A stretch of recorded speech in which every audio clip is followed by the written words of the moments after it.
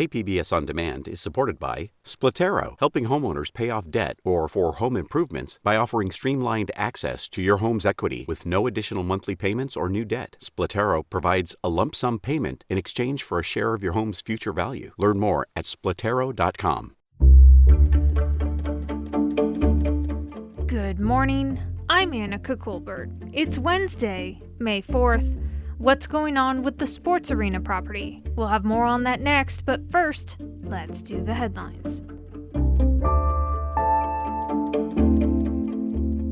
About 200 people turned out for a rally in downtown San Diego yesterday evening. It was organized by groups that support abortion rights. It was in response to the Supreme Court's leaked draft majority opinion that would overturn Roe v. Wade. I'm mad and I'm frustrated and I'm ready to do whatever it takes. Another rally protesting the potential ruling is planned for today at 6 p.m. at the Hall of Justice in downtown San Diego.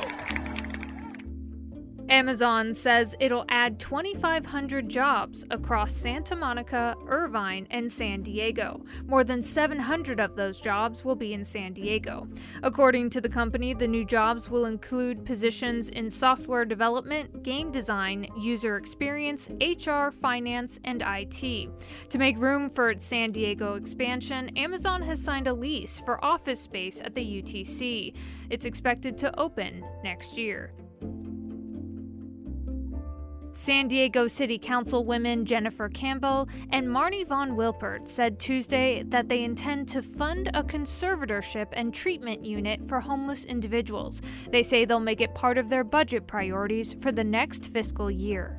The unit would find housing and treatment programs for unsheltered individuals who are unable to care for their own needs and who have no family or friends to look out for them. The councilwomen want to allocate $500,000 for it. The city will begin its budget review process today. From KPBS, you're listening to San Diego News Now. Stay with me for more of the local news you need. KPBS On Demand is supported by Latino Legacy Foundation, presenting their Storyteller series, Reach for the Stars with Ellen Ochoa, the first Latina astronaut. Welcome Serenade by the all-female mariachi Amapolas, Sunday, June 29th. More at latinolegacyfoundation.org.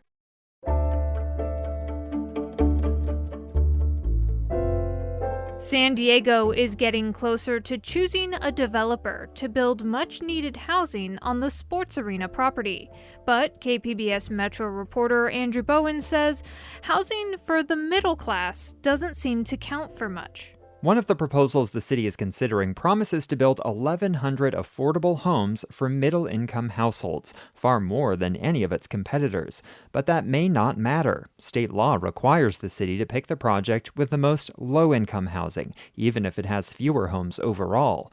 Mayor Todd Gloria says the city is in close contact with state officials on what's required. What we've received is nothing but favorable feedback. They're very excited about what we're doing here, and my aim is to stay on that track to deliver a project that the state can support. State housing officials rejected the city's last attempt to redevelop the sports arena because those plans did not adequately prioritize low-income housing. Andrew Bowen, KPBS News.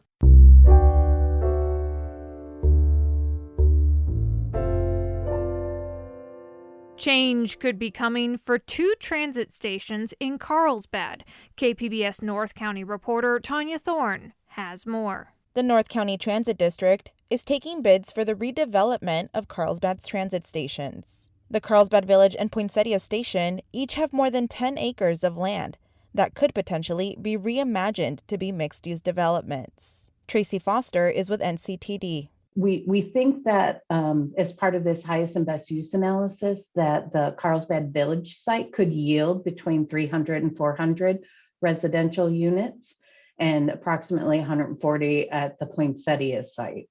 And then some commercial uses mixed in there as well. The transit district owns the land and would lease it to developers. Proposals from developers will be turned in by July. The transit agency hopes to start negotiations with the selected party by November. Tanya Thorne, KPBS News. In a lab at UC San Diego, scientists have discovered a gene marker for Alzheimer's disease. KPBS science and technology reporter Thomas Fudge says this means researchers can better predict Alzheimer's and maybe find a path to a cure. The study looks back on 15 years of blood testing and observation of hundreds of people over 65, and it has found a clear connection between an overactive gene and the development of Alzheimer's disease. UCSD bioengineering professor Sheng Zhang says the gene and serine, the nutrient it produces, play a key role in brain development, but in older people, overactivity of the gene seems to cause damage. So our hypothesis is that oversupply of serine makes neurons too active for too long a time and thus become toxic. And that may help create conditions that lead to Alzheimer's. Zhang says ongoing experiments could help researchers find a way to tone down the overactive gene in hopes that will block the development of the disease. Thomas Fudge, KPBS News.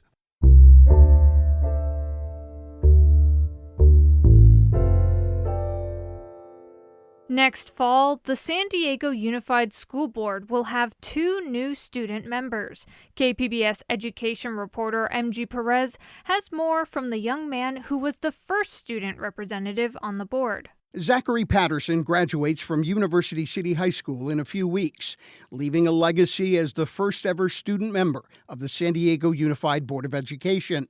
He campaigned for the job starting as a middle school student. Since October 2019, when he was elected, he's supported COVID protections and mandatory vaccinations. He's also developed mental health programs. On his way out, he has convinced the board that 2 student members are better than 1. We have a lot of issues in our district, and that's no secret, but we're not going to solve them by complacency. We're not going to solve them by people that don't want to speak up. We're going to solve them by students saying, I'm willing to make the system a little bit better than I found it. Applications from high school students are now being accepted on the district's website. MG Perez, KPBS News.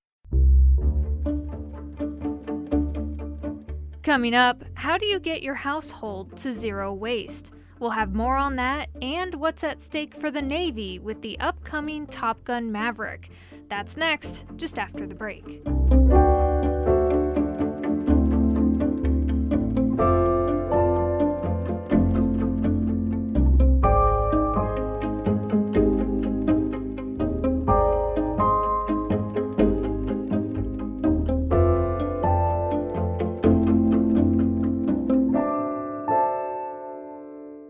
KPBS On Demand is supported by Paint Care, offering households and businesses in California more than 800 leftover paint drop-off sites for recycling.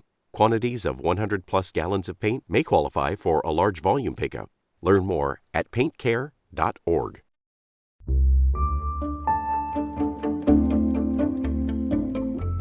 Each week, the majority of us fill a plastic garbage bag with waste that is hauled away to the landfill. We throw away everything from non-recyclable plastics to food waste and plenty of other things. But not Fredrika Siren's family. They aim not to create any trash. Fredrika Siren is the author of a new book called A Practical Guide to Zero Waste for Families. She spoke to KPBS Midday Edition host Jade Hindman. Here's that interview. So tell us exactly what zero waste means. Zero waste just means that we're making conscious decisions to not produce any waste. So for us, we live by the simple rule that if we can't compost it, recycle it, or reuse it, we just won't bring it into the home. We will refuse it. And what inspired you to start reducing the amount of waste you throw away? Well, so I've been an environmental writer for my whole adult life, so over 20 years. And I would write articles about climate change and holding companies responsible. But once I became a mom 15 years ago to my first child, I realized that climate change was actually an issue that was going to affect my children. And because this is their future and I want to save it for them because I want to give my kids everything. And that includes a perfect, nice, healthy planet to live on.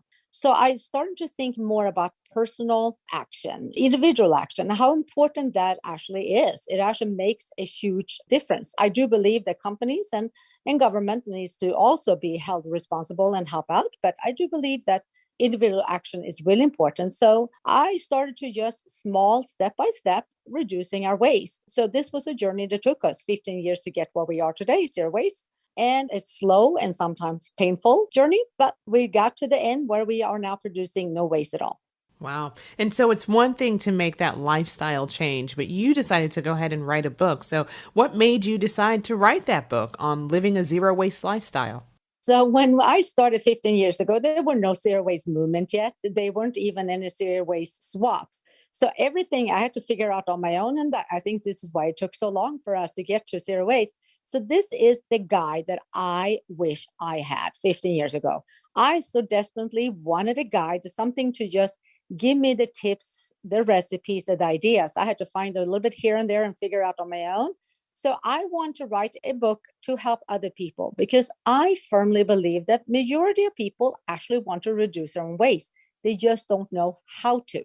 They don't know where to begin. And this is the guide to help them because there is something for everyone. And it's not about becoming zero waste. It is about reducing one small carbon footprint, one step at a time. And, what are some tips that you suggest in your book to help guide someone who wants to transition to a zero waste lifestyle? So there's a lot of tips. For example, once we became zero waste and we did a trash audit, we actually realized that 1/3 of our waste was food waste. And this was just simply food sometimes had gone bad because, I didn't store the food the proper way or I forgot about food. So we really tackled food waste by reducing it, making sure that we ate our leftovers, we only shop when we needed to and stuff like that. So that is a tip to really go over your own food waste or your own food and just making sure you're storing everything the proper way and reducing it that way. So that is a great tip that's in there in my book. And then the other one is just how can you actually go shopping without waste? What places can you go find food that doesn't contain packaging? And if you are not able to shop in bulk, well, there are still options. You can still choose a cardboard box, which can be recycled over a plastic bag. And these are the small tips that actually makes a huge difference. And what are some of the things that your family does on a day-to-day basis to reduce waste? You touched on this, but what are some small things? Well, small things is like instead of plastic toothbrushes, we use bamboo toothbrushes that when we're done with them, we can throw them into our compost. Or we do our laundry with soap nuts instead of laundry detergent, which also, when we're done with those, we can throw them also into the compost. We hang dry our clothes outside instead of using the dryer, which reduces a lot of impact on the clothes, makes them last longer, but also reduces your use of electricity. And that was Fredrika Siren, author of A Practical Guide to Zero Waste for Families. She was speaking with KPBS Midday Edition host Jade Hindman.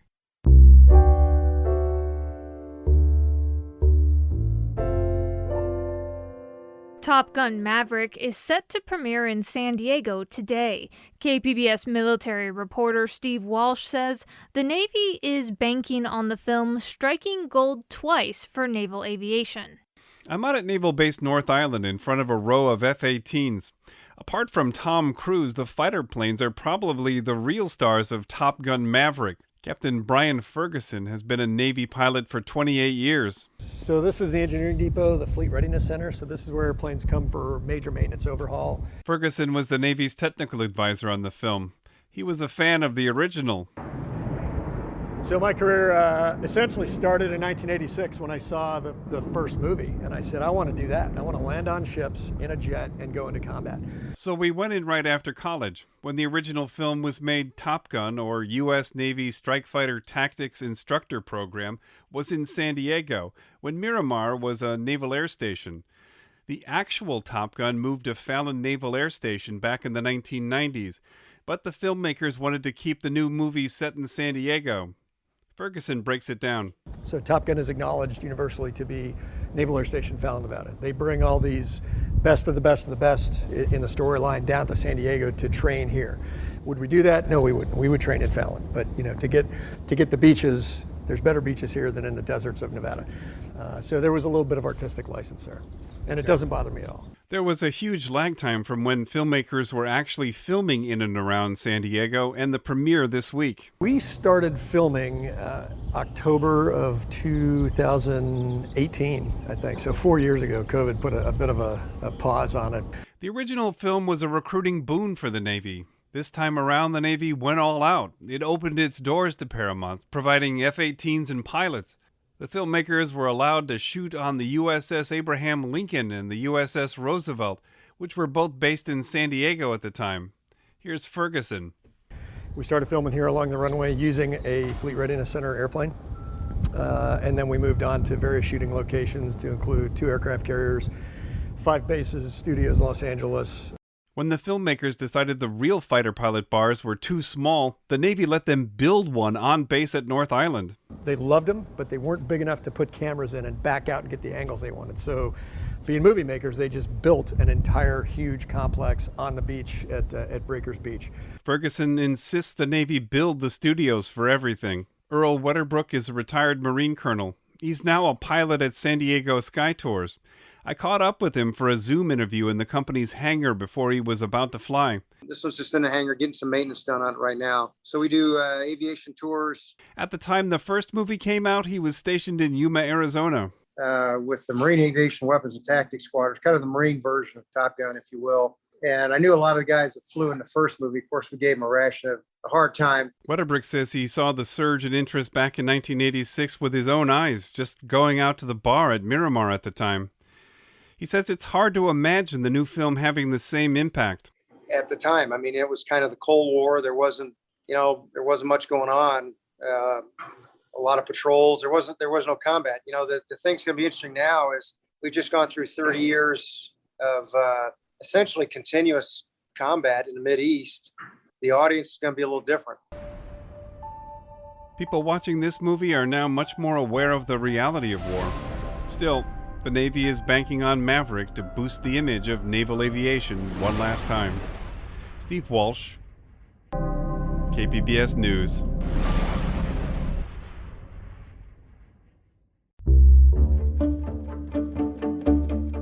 And that's it for the podcast today. As always, you can find more San Diego news online at kpbs.org. I'm Annika Colbert. Thanks for listening and have a great day.